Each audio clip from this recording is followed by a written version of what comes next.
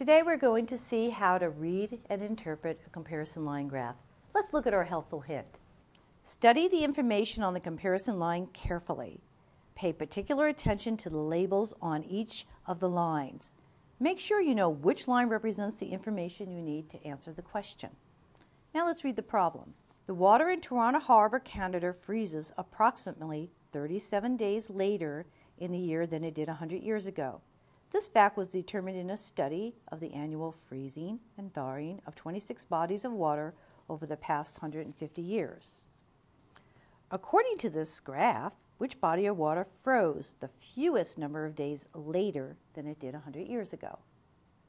Now let's study our comparison line graph. First, we should look at the title. The title says Comparison of Freezing and Thawing of Selected Bodies of Water.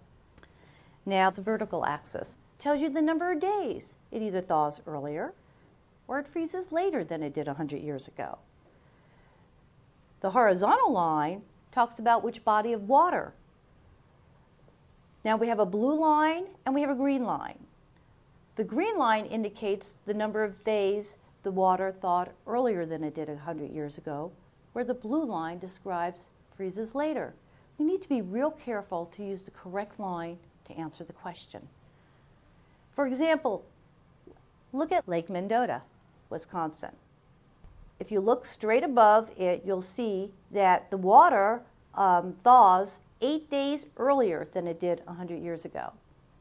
We're not going to consider the green line in our question because our question asks us which body of water froze the fewest number of days later than it did 100 years ago.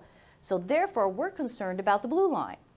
Since we want to know the fewest number of days it froze later, we're looking for the dot that's the lowest on the graph. Look above Lake Oswego, New York. That has the lowest dot.